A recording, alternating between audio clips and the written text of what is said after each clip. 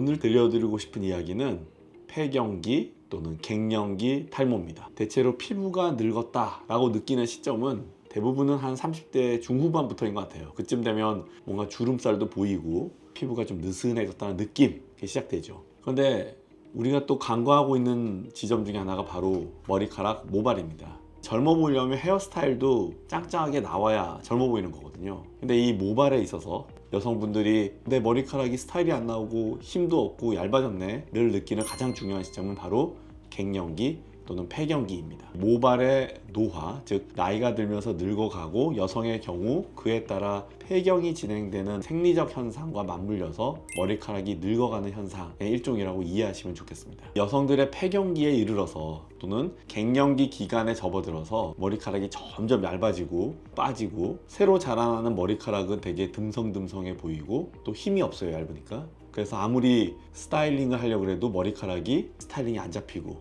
이런 현상들이 갱년기에 나타나는 가장 주요한 원인은 무엇일까요? 1번의 원인은 폐경 이후 급격하게 감소하는 에스트로겐에 있습니다. 에스트로겐의 조성을 좀 구체적으로 살펴보면 인간이 갖고 있는 에스트로겐은 크게 4종 정도가 발견되는데요. 흔히 약자로 칭해서 에스트로겐 E1, 에스트로겐 E2, 에스트로겐 E3, 에스트로겐 E4 이렇게 4종류가 인간이 갖고 있는 에스트로겐 종류라고 크게 이해하시면 되겠습니다. 이 중에서도 에스트로겐 E2에 해당하는 것이 가임기 여성들이 몸 안에 가장 많이 갖고 있는 에스트로겐의 화학적 형식입니다. 그런데 갱년기에 접어들면서 에스트로겐 E2가 급격하게 감소하고 그 에스트로겐의 빈 자리를 에스트로겐 E1이 채우게 되는데요. 에스트로겐 E2는 기본적으로 생리활성이 굉장히 활성이 있는 에스트로겐이에요. 특히 이런 에스트로겐 E2 같은 경우가 여성들의 머리카락 모발에 있어서는 머리카락을 두껍고 길게 자라나게 하는데 가장 중요한 요소를 하죠.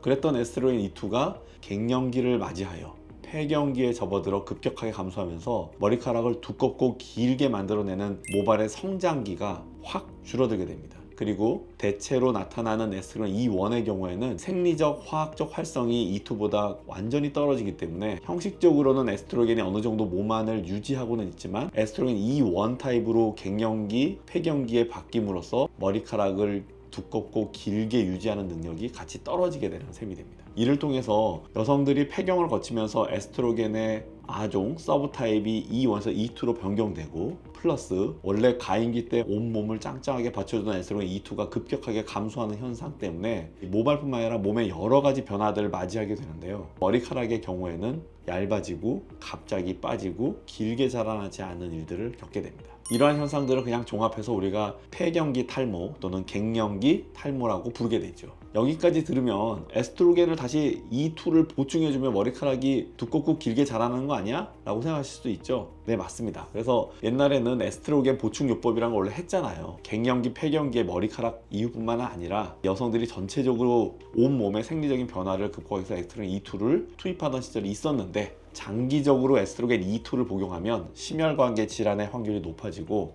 유방암 확률이 높아진다고 알려지면서 더 이상 에스트로겐 E2의 보충요법은 권고사항이 아니게 되었습니다. 아마 산부인과를 가셔도 피임약에 해당하는 에스트로겐 제제를 권하긴 할 텐데 산부인과 선생님도 매우 조심스럽게 검사하고 요즘 권하실 거예요. 왜냐면 앞에서 말씀드린 대로 생리활성이 높고 머리카락을 두껍게 유지하는 데 도움이 되는 에스트로겐 E2 자체의 보충요법이 요즘은 선호되고 있지 않기 때문입니다. 이런 상황에서 갱년기를 맞이한 많은 여성분들의 경우에는 머리카락이 왕창왕창 빠지고 얇아질 때 다른 대안을 선택할 수밖에 없게 되는데요. 다른 대안으로서는 결국 여성들의 몸 안에서 에스트로겐이 하던 역할, 즉 모낭의 성장 주기 중에 아나젠이라고 하는 생장기의 길이를 길게 만들어주고 모발이 튼튼하게 자라날 수 있게 성장의 속도를 높여주는 대안이 되는 어떤 물질들을 통해 갱년기 탈모, 폐경기 탈모, 총괄적으로는 모발의 노화에 의한 탈모 등을 개선할 수 있게 됩니다. 대표적인 이런 작용을 하는 것 중에 알려진 FDA 약은 마이녹실이 있긴 한데요. 요즘 그래서 이 마이녹실 또는 미녹실이라고 부르는 먹이는 약을 처방하기도 하죠. 근데 문제는 갱년기 여성들에게 그 마이녹실을 먹이면 마이녹실이 혈압을 낮추거든요. 어지러워가지고 쓰러졌다는 사람들이 생긴다는 게 문제예요. 그래가지고 마이녹실 처방에 매우 주의를 요합니다.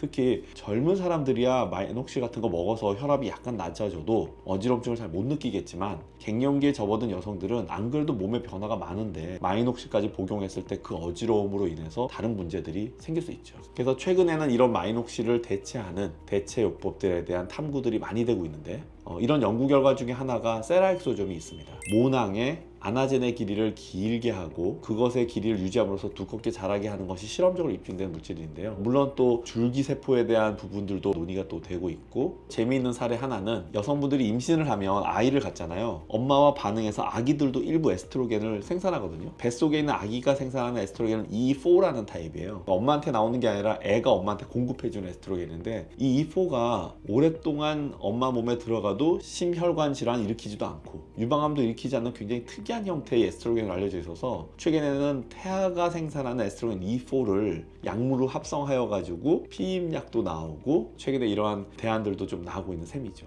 요약하자면 이렇습니다. 에스트로겐이 모발에서 작동했던 바는 머리카락이 두껍게 자랄 수 있도록 시간을 벌어주는 아나제네 길이를 길게 해주는 것을 근간으로 하는데, 폐경기 때 이게 사라진다는 것이죠. 이 문제를 해결하는 방안으로서 모발의 성장에 관련된 그로스 팩터에 촉진을 해주는 다양한 대안, 예를 들어 세라엑소점이라든지 앞에서 언급한 마이녹실이라든지 요즘 최근에 연구되고 있는 태아가 생산하는 에스트로겐 E4 등이 여성의 노화에 의한 탈모의 대안으로 부각하고 있습니다. 제가 이제 수십 년간의 피부과 전문에서 임상 경험들을 좀 해보면 피부의 탄력이 감소하고 쪼글쪼글해지는 거에 관심이 많은 분들은 되게 많아요. 그런데 노화에 대한 관심이 점점 깊어지면서 이제 시야가 머리카락이 얇아지고 빠지는 머리카락의 노화에 대한 관심도 역시 같이 점점점 커지고 있는 것도 또 느끼고 있습니다. 특히 여성분들에게 있어서는 이런 피부의 노화와 함께 머리카락의 노화가 맞물리는 바로 그 시점이 갱년기 시점일 텐데요. 이 시점에 고민이 되신다면 피부과 전문의와 한번 상담을 받아보시고 대안들이 많이 좀 연구되고 있으니까 치료에 대한 상담들도 받고 결정하시면 좋겠습니다. 피부과 전문의 최원우였습니다. 감사합니다.